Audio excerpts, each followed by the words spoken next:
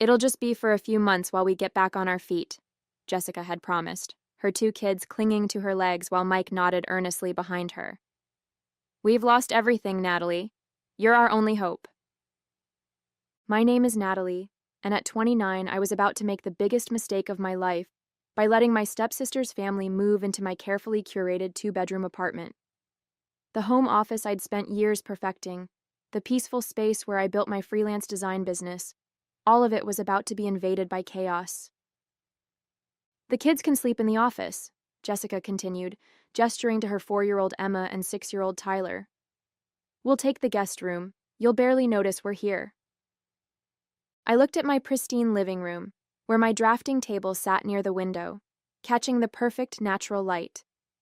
At my organized desk setup, dual monitors perfectly positioned.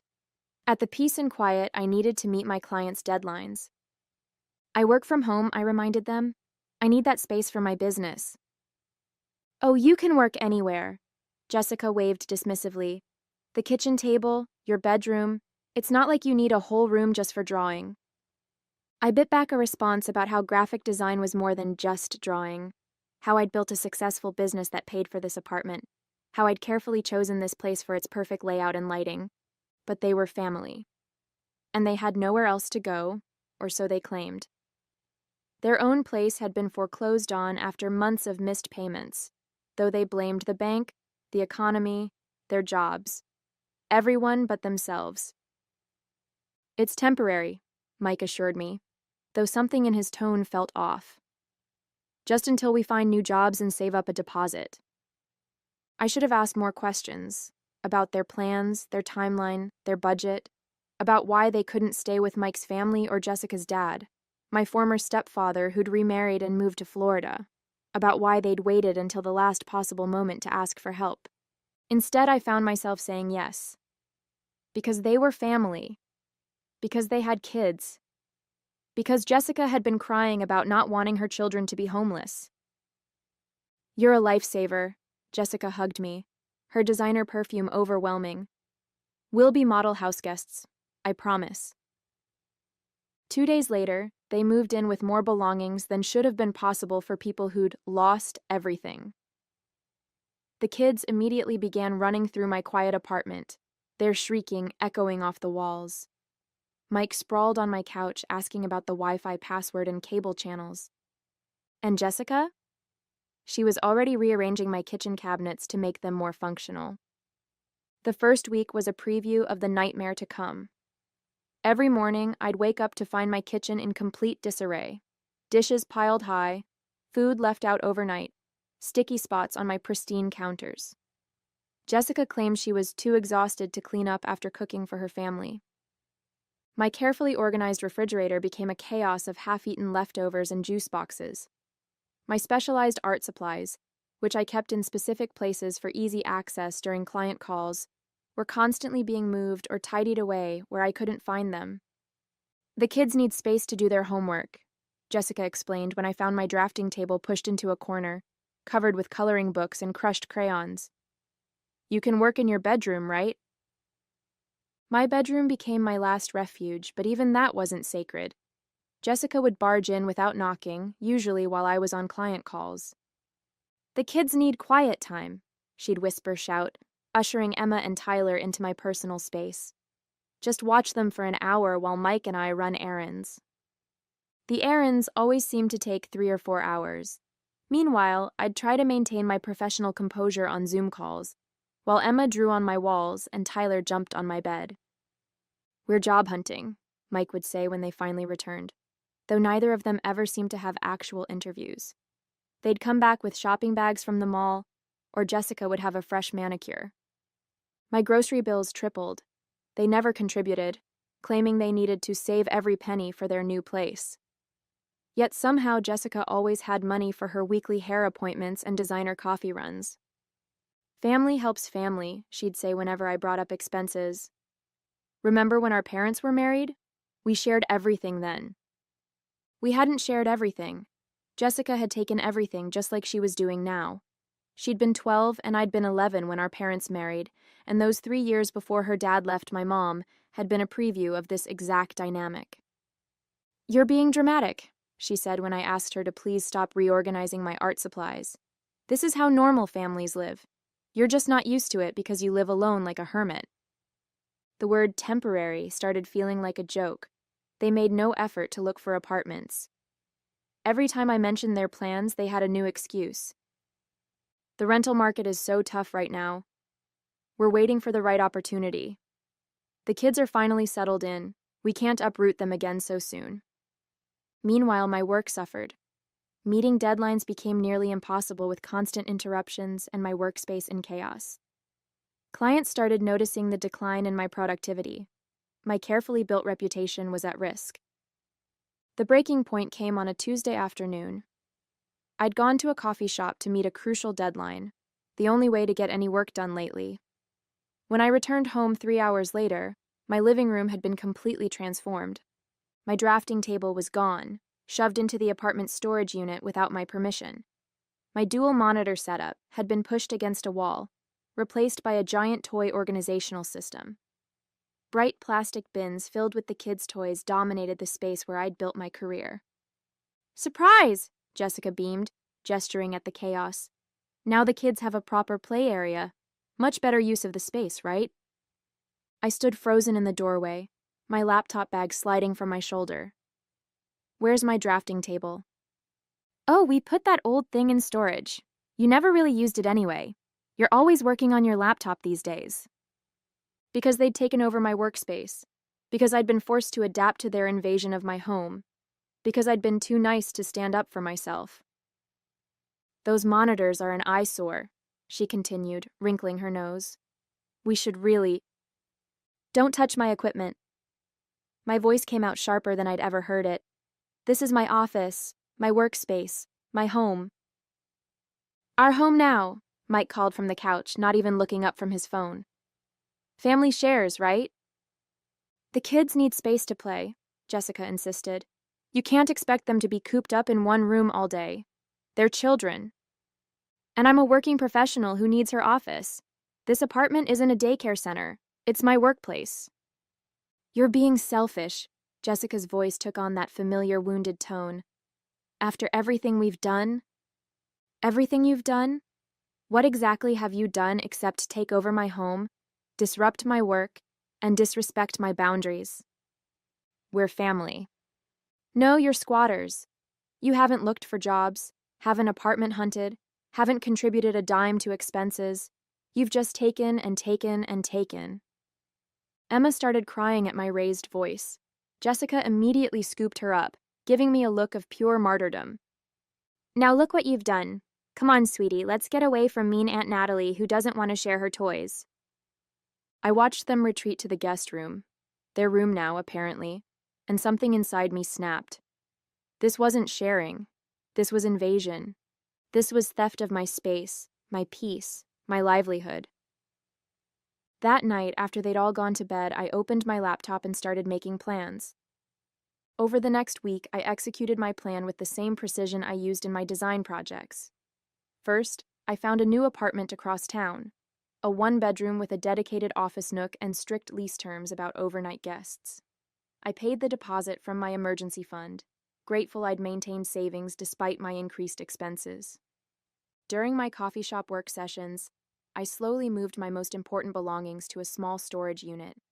My expensive drawing tablet, my backup drives, my portfolio materials, anything I couldn't risk Jessica reorganizing disappeared bit by bit. I documented everything: photos of my invaded workspace, screenshots of ignored texts about job hunting and apartment searching, lists of expenses they'd never contributed to. I even recorded Jessica's admission that they hadn't actually looked at any apartments because they were too comfortable in my place. My landlord was surprisingly understanding when I explained the situation. "They're not on the lease," he reminded me. "Technically, they're unauthorized occupants. I can have them removed." "Just don't renew my lease next month," I told him. "And maybe mention you'll be showing the apartment to new tenants." I arranged for my utilities to be disconnected the day after my planned departure. Not immediately. I wasn't cruel enough to leave the kids without power or water. But soon enough to force Jessica and Mike to finally take action. The hardest part was maintaining normalcy while I prepared. I endured Jessica's daily rearranging of my remaining belongings. I nodded through Mike's excuses about the job market. I even babysat one last time while they went apartment hunting, which, according to their Instagram stories, looked suspiciously like a day at the mall. "We really appreciate everything you've done," Jessica said that evening, sprawled on my couch with shopping bags at her feet. "You're such a good sister, letting us stay until we find the perfect place." "And when will that be?" I asked, watching her unpack new designer shoes. "Oh, you know how it is. These things take time. We can't just settle for any apartment. We have the children to think about." "Right? The children?" "I mean, this place is perfect for us. Great school district, nice neighborhood, plenty of space now that we've reorganized. We might as well stay through the summer at least." I looked around my former office, now a chaotic playroom, and smiled. "Sure, through the summer." They had no idea I'd be gone in 3 days. No idea that their comfortable invasion of my life was about to end. No idea that sometimes the best revenge isn't confrontation, it's careful planning. I moved on a Wednesday when everyone was out, Jessica at her salon appointment, Mike at his weekly networking lunch, which seemed to involve more beer than networking, and the kids at school.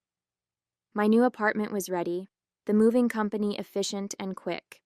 By noon, everything I owned was either in my new place or safely in storage. I left behind a detailed letter on the kitchen counter, along with copies of every expense they'd racked up during their stay. 3 months of grocery receipts, utility bills showing triple the normal usage, even estimates for repairing the walls Emma had decorated with markers. "Dear Jessica and Mike," I wrote, "by the time you read this, I'll be gone. My lease ends in 2 weeks, and I've informed the landlord I won't be renewing. The utilities will be disconnected next Tuesday. You have until then to find new arrangements. I've documented everything: your lack of job searching, your shopping sprees while claiming poverty, your destruction of my workspace. If you attempt to harass me or damage anything else in the apartment, all of this goes to the landlord and, if necessary, the police. The drafting table you put in storage, it's been moved to my new place. Along with everything else I own, what's left belongs to you, including responsibility for your own lives." I knew the fallout would be nuclear. Within hours of their return, my phone exploded with messages. Jessica: "How could you do this to us?" Mike: "Real nice, abandoning your family." Jessica: "The kids are crying. Are you happy now?" Mike: "You better tell us where you moved." Jessica: "Mom would be so ashamed of you." I blocked their numbers, then their social media accounts, then the flying monkeys, mutual acquaintances they'd recruited to guilt me. My new apartment felt like a sanctuary. My restored office set up a symbol of reclaimed independence. The next morning, my landlord called. "Your stepsister tried to claim tenants' rights," he said, sounding amused. I reminded her that unauthorized occupants have no rights, and she needs to be out before the utilities get disconnected. How did she take that? About as well as you'd expect. Lots of crying about family loyalty and homeless children. I told her she should have thought about that before taking advantage of yours. The guilt trips might have worked before. But sitting in my peaceful new home, my workspace restored to its proper setup, all I felt was relief. News of their reaction filtered back through family channels. They'd called everyone, spinning a tale of my cruelty and betrayal, how I'd abandoned them without warning, left them homeless, traumatized their children. But their story had holes, big ones. "If you were so desperate," my Aunt Susan asked them, "why did Jessica post about her weekly spa days? Why was Mike checking in at sports bars during job interviews?" Their social media history betrayed them. While claiming poverty, they documented 3 months of shopping sprees, salon visits, and long lunches, all while living rent-free in my apartment. My former stepfather called from Florida. "Jessica says you kicked them out without warning," he said. "That true?" "Check their messages to me from when they first moved in. It was supposed to be temporary while they got back on their feet. 3 months later, they hadn't even looked for apartments."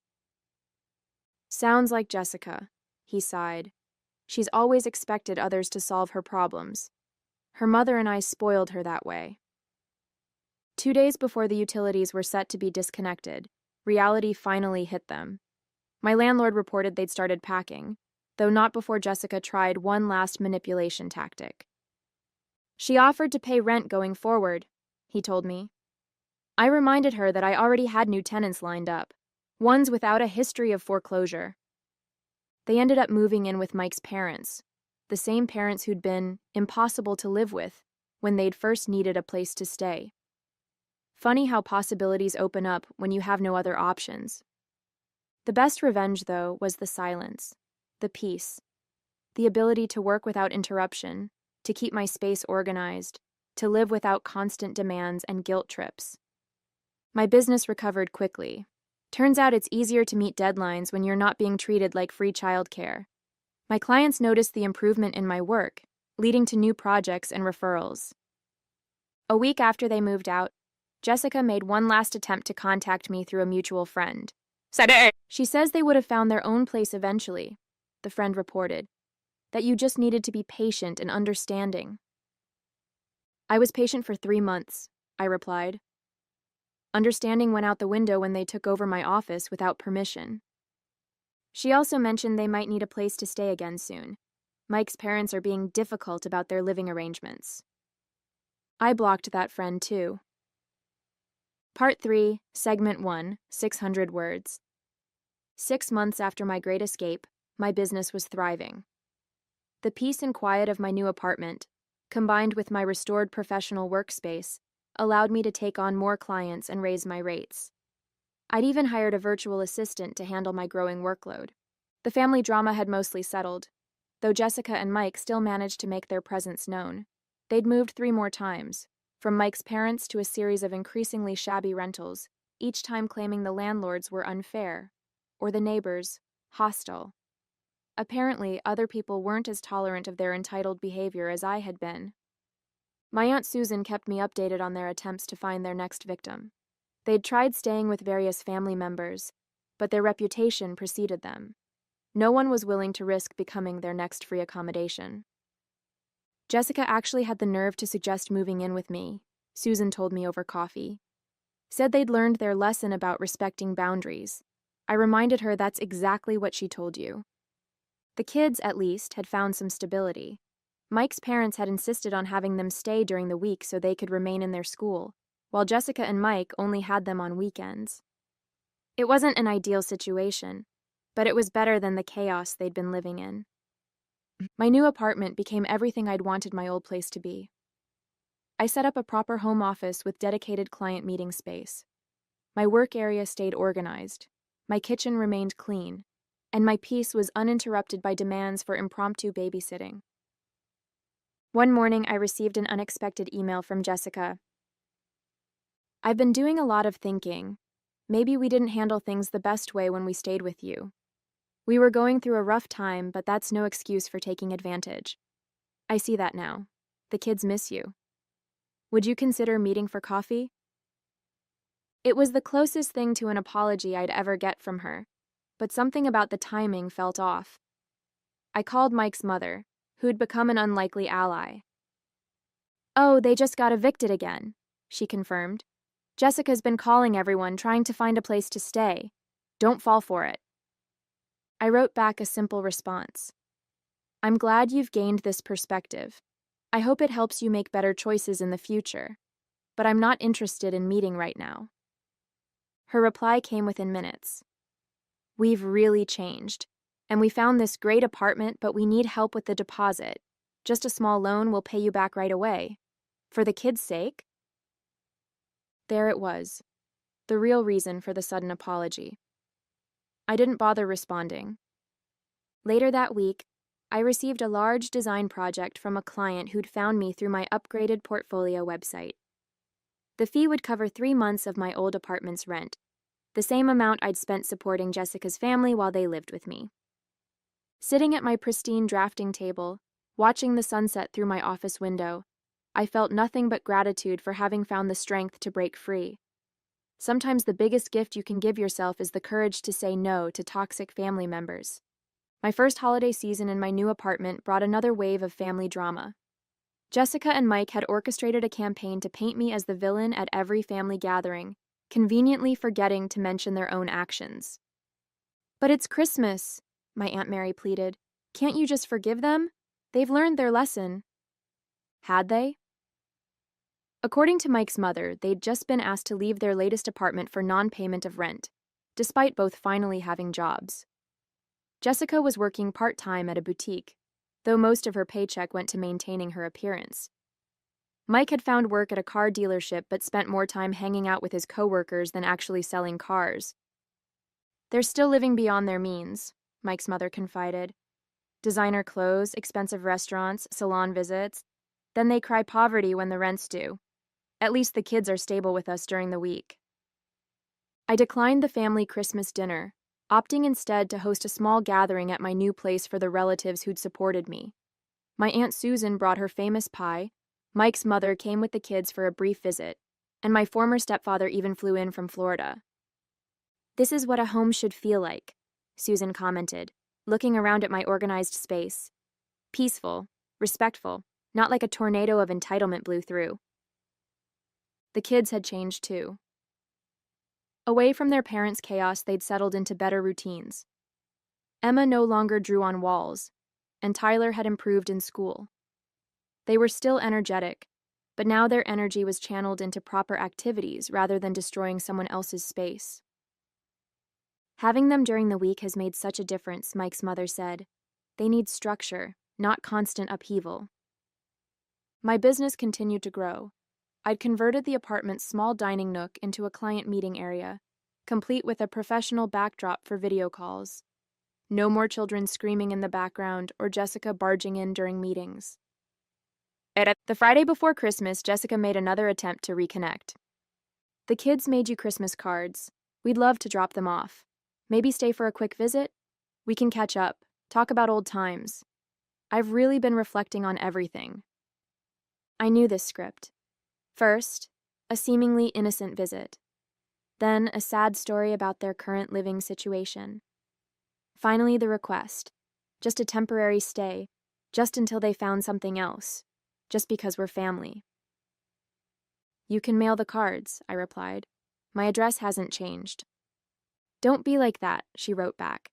"It's Christmas. Family should be together. We've changed so much, you'll see.